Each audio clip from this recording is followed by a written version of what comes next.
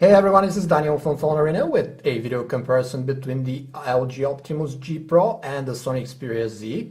This will be one of the dilemmas before high-end phone buyers this season, so we are staging a comparison to ease your decision-making process. The Optimus G Pro we're using here is the version for Korea and comes with a 5.5-inch Full HD screen, while the model announced for Japan has a 5-inch display like the Xperia Z here, and which variation will hit the US and Europe in Q2 remains to be confirmed. Still, besides the screen size, both G Pro versions are identical, so we'll get a pretty good overview in any case. This here 5.5-inch Optimus G Pro is very light and compact for a screen of this magnitude, thanks to the ultra-thin bezel around it, yet it is a challenge to operate safely with one hand. Unlike the Xperia Z, Sony has used this on-screen navigational case, so its 5-inch flagship is pretty compact in its turn, and it is thinner and lighter than the Optimus G Pro, making it more suitable for a daily driver in terms of ergonomics or plain old carrying around. Sony's phone also sports a bit more premium feeling in the hand with its glass unibody and metal power key, and it is easier to grip thanks to the rubbery sides that also add to its durability and seal off the watertight chassis. Both handsets allow you to add more memory via microSD card slot, but the G Pro has a removable back cover here that lets you swap its largish 3140 milliampere hours battery. The G Pro here houses a 5.5-inch display with a bit lesser 401 ppi pixel density than the 5-inch 441 ppi panel on the Xperia Z.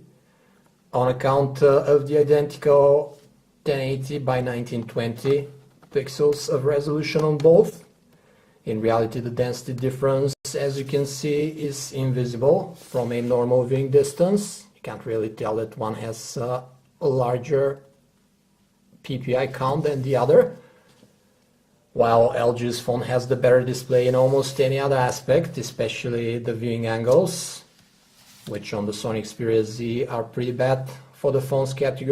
As you can see, one of the handset's weakest points, even when looked head-on, the colors and contrast on the TFT display on the Z look more washed out than on the IPS LCD of the G Pro.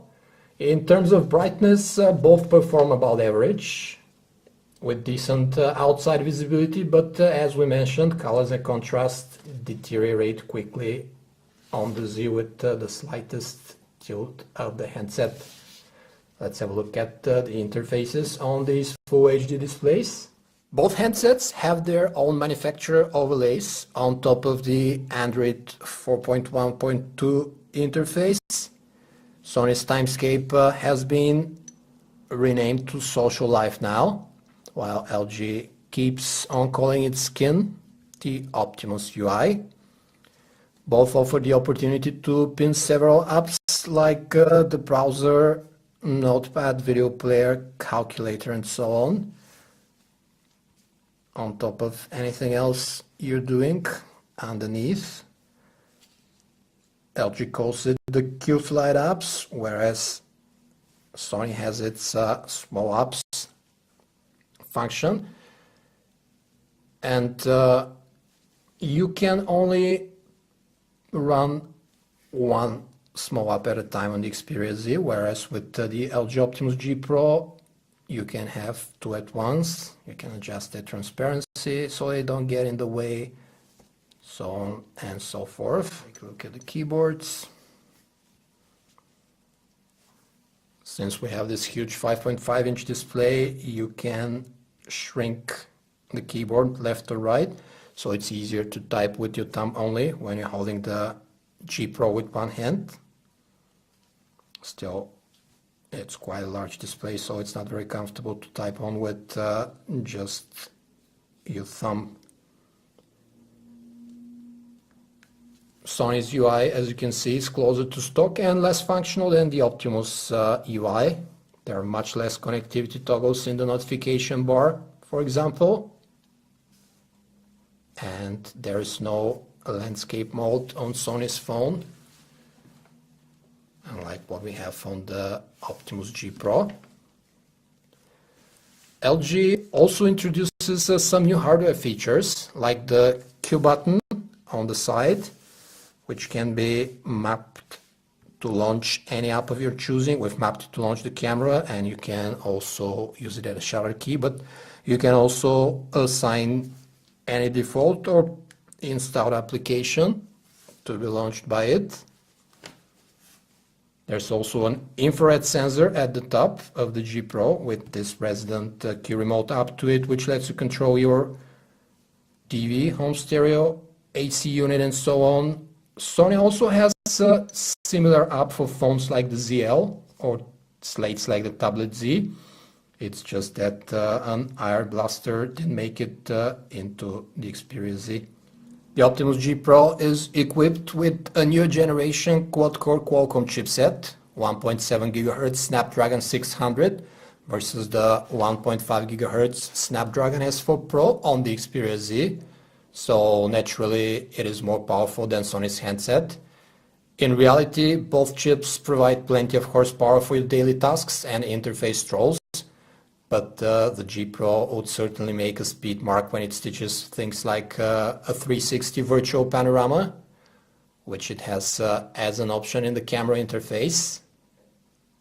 The handsets both sport 2 GB of RAM, but there are 16 GB of internal memory on the Xperia Z, while 32 GB are housed on the G Pro. Yet both give you a microSD card slot should you need more than that.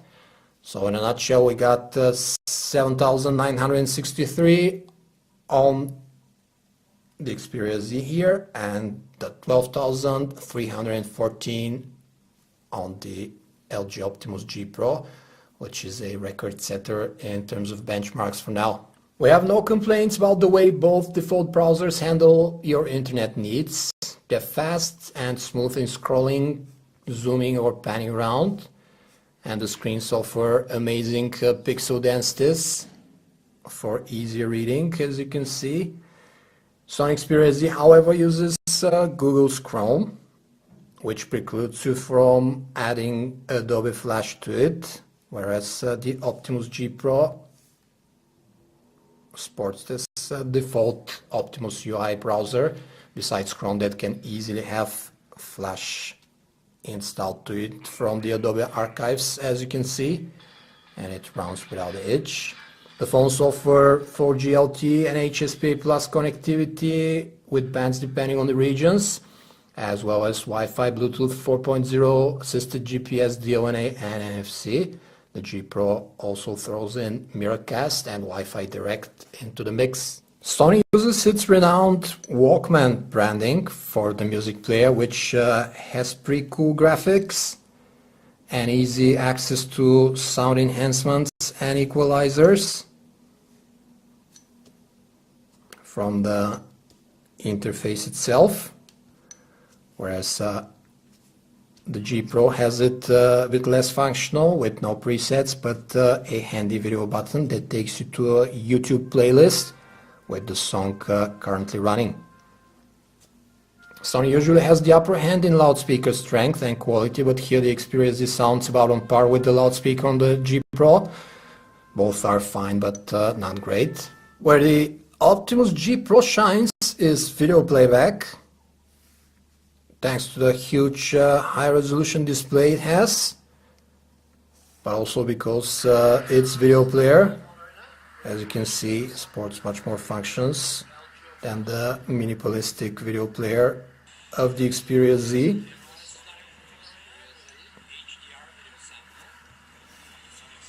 It has subtitle support, loop function, and the like.